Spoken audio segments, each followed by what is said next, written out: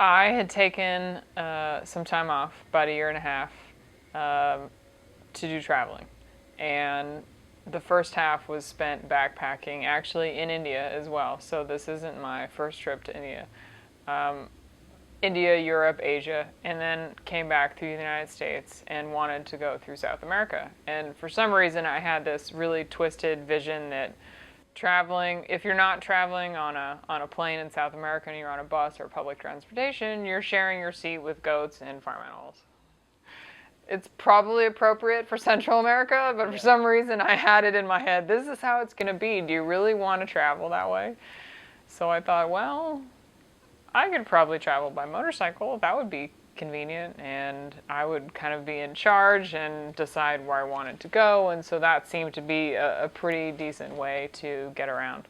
So I went, got my motorcycle license. You take, in the US, you take a class, or have the opportunity to take a class, and they test your skills at the end, and then you go to the government office and you take a written test.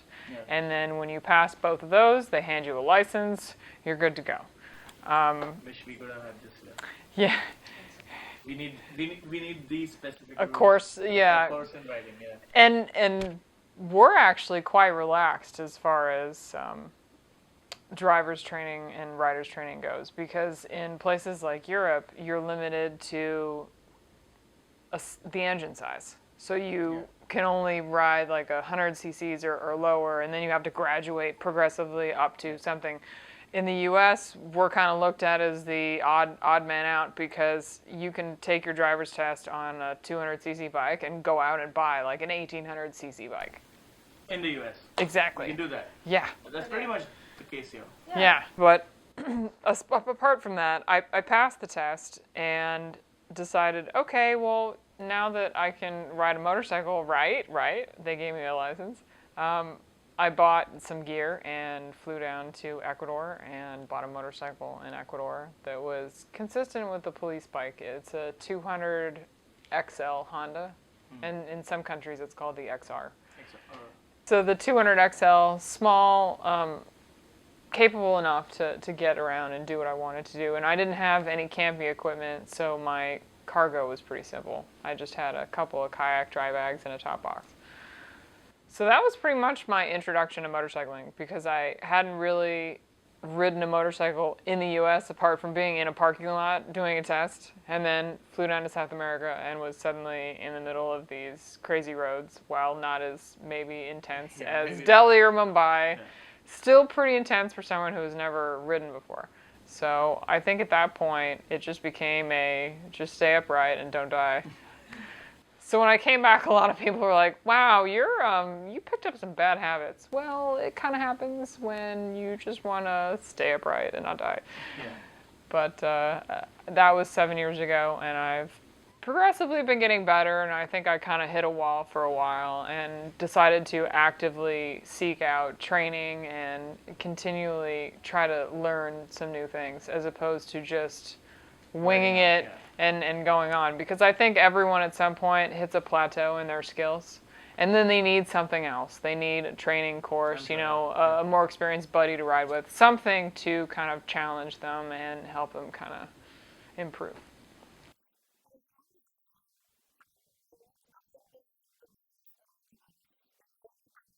I actually didn't come up with it. It was a coworker, and it was long before I actually was riding a motorcycle. I have always traveled a lot, always backpacked. And when I came back, I think it was a trip to Spain, and I was hiking the Camino de Santiago de Compostela, which goes the south of France across northern Spain out to the ocean.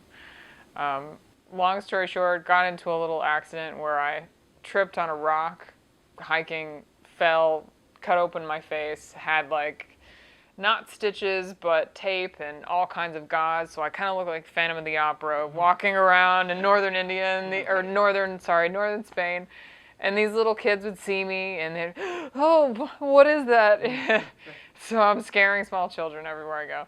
And when I got back from that trip, not only did I get a lot of gifts that looked a lot like a first aid kit, because I had said I wasn't traveling with a first aid kit, but they called me or nicknamed me the Adventure Goddess, and so that was something that kind of stuck. I'm like, yeah, okay, this is kind of cool. Wow, that's sweet. So yeah, that was a nickname courtesy of one of my coworkers.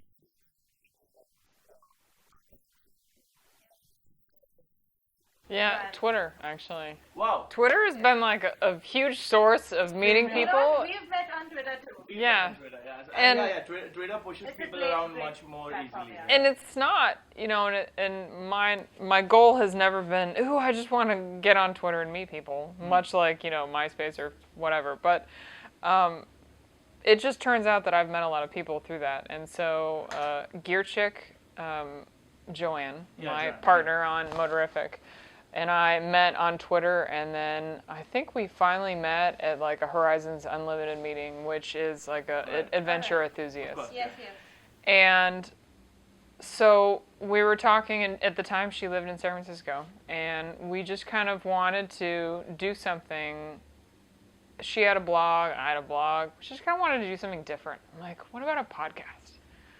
And she instantly, yeah, let's do this. And so we were shooting names back and forth, and I think I threw out Moterrific, and before I could even figure out how we wanted to set this up, she had already got the URL and was good to go. Let's do this.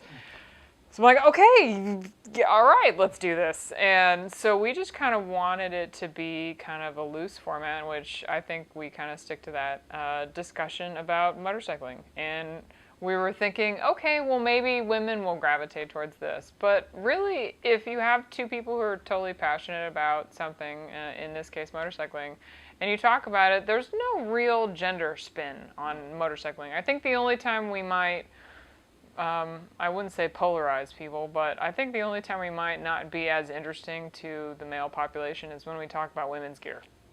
That might be like Yeah, I mean, where the wheels stop turning. But for the most part, I think we have the vast majority of male listeners over I'm sure. female. Yeah.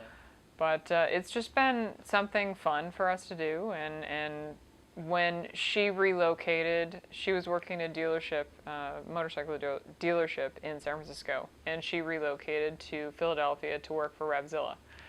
So there was a time frame in there where she was going to be moving across country, and there was going to be a gap of like 4 or 5 weeks. And so trying to figure out how to fill out that gap, because I cannot do 45 minutes of talking just by myself. It is the most boring thing, and I tire after 15 minutes.